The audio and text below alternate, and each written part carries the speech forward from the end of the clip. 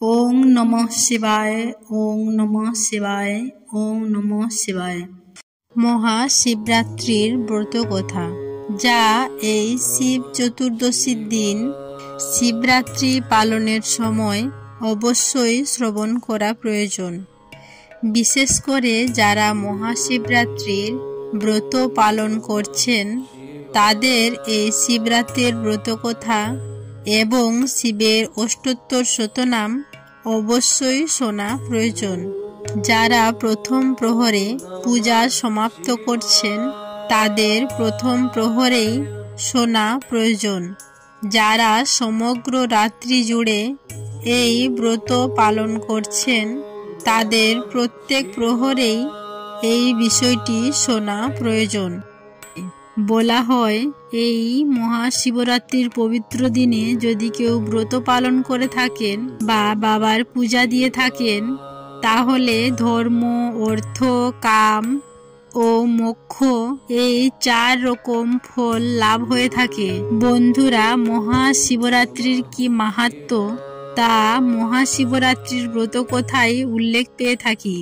বন্ধুরা, মহাশিবরাত্রির ব্রত করলে আসলে কি হয়, মহাশিবরাত্রি কিভাবে করতে হয়, এই সমস্ত কিছুই মহাশিবরাত্রির ব্রত কথায় উল্লেখ করা হয়েছে।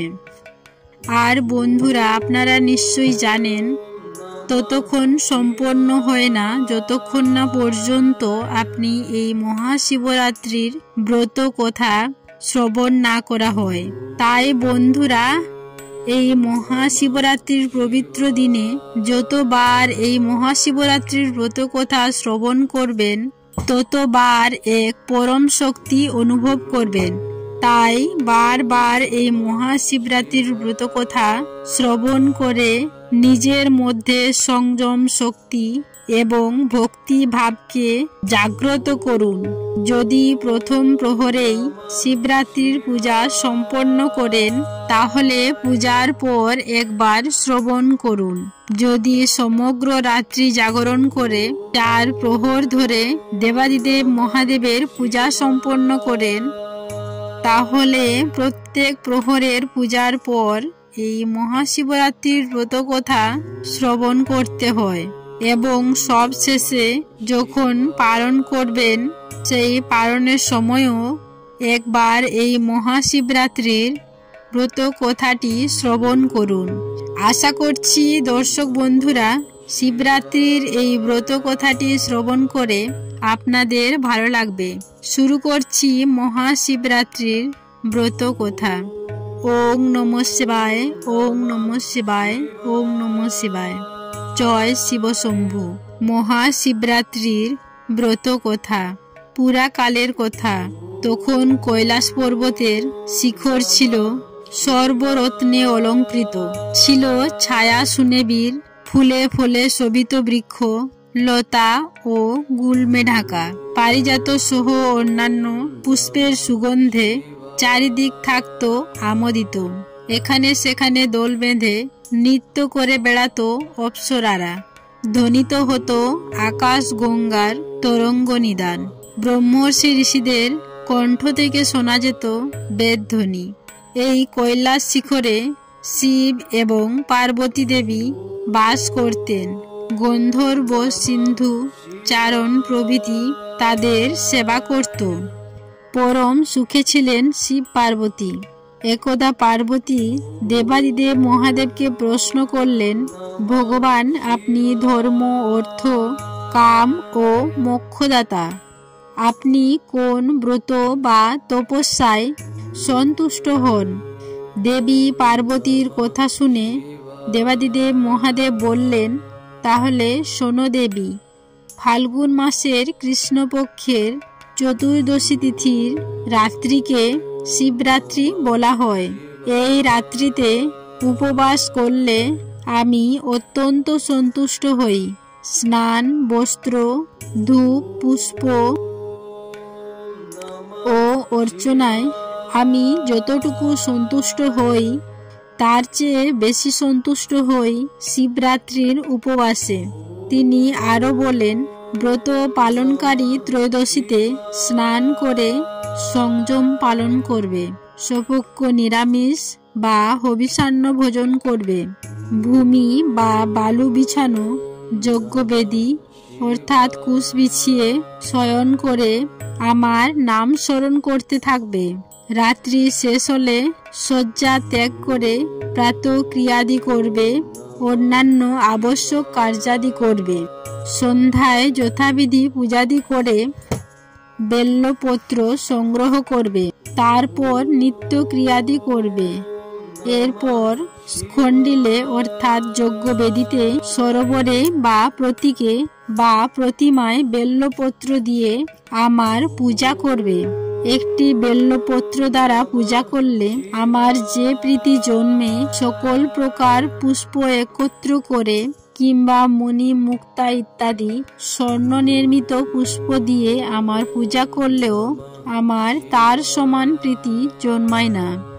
প্রহরে প্রহরে বিশেষভাবে স্নান করিয়ে আমার পূজা করবে। পুষ্প গন্ধ ধূপাদি দ্বারা যথোচিত অর্চনা করবে।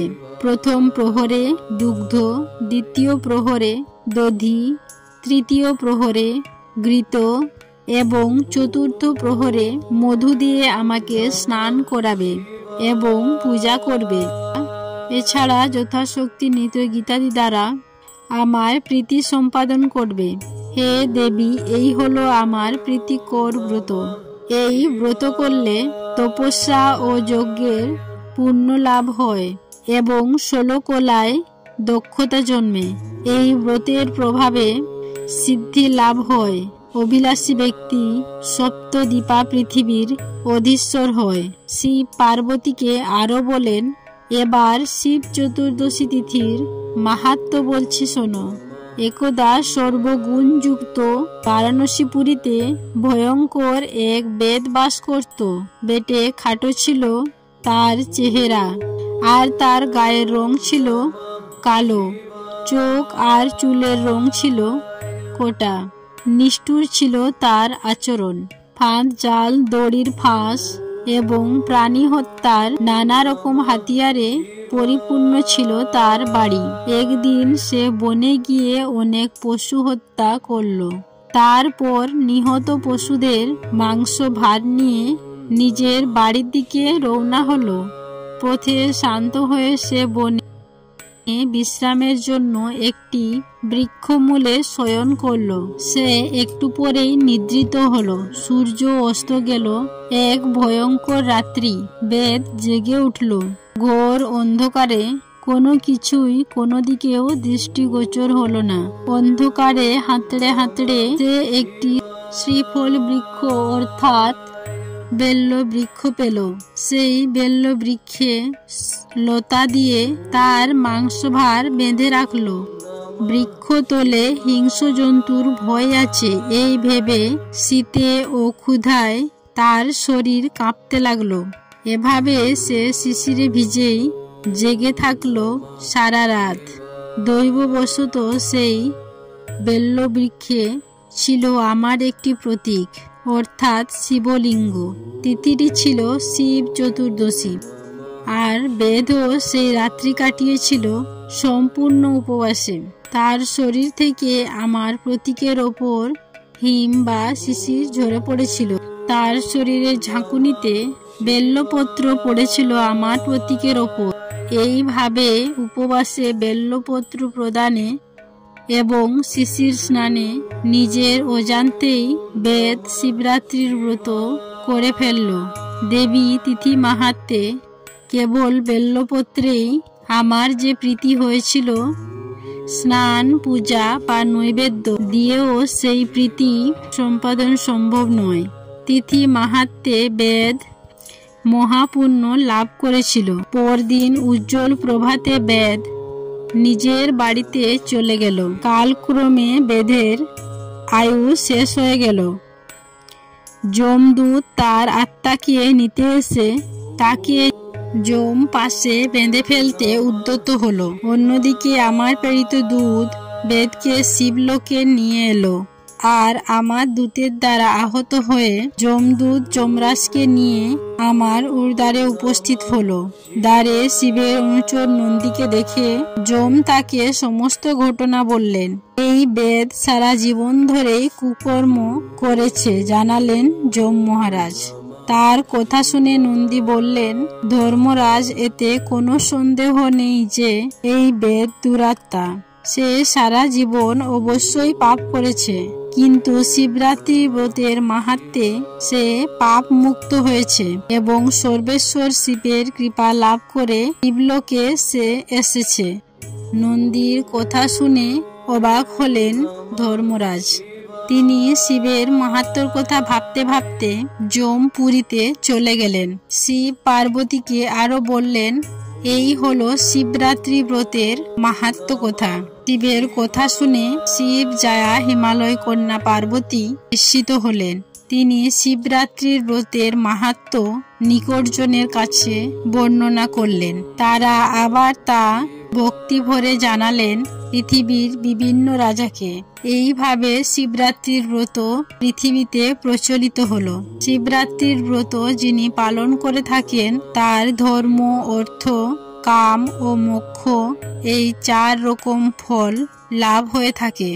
আশা করছি দর্শক বন্ধুরা, মহাশিবরাত্রির এই ব্রত কথাটি শ্রবণ করে আপনাদের ভালো লেগেছে। ভালো লাগলে লাইক করবেন, পারলে শেয়ার করবেন এবং এই পবিত্র শিবরাত্রির দিন শিব চালিসা, শিবের অষ্টোত্তম শতনাম, মহামৃত্যুঞ্জয় মন্ত্র, এই সমস্ত শিব সম্পর্কিত বিষয়গুলি যতবার আপনি শ্রবণ করবেন ততবার দেখবেন এক পরম শান্তি অনুভব করবেন। সবাই এই মহাশিবরাত্রি ভালো করে সুন্দরভাবে পালন করুন, এই কামনা রেখে আজকের ভিডিওটি আমি এখানেই শেষ করলাম। নমস্কার ও ধন্যবাদ। ঈশ্বর আপনাদের মঙ্গল করুক।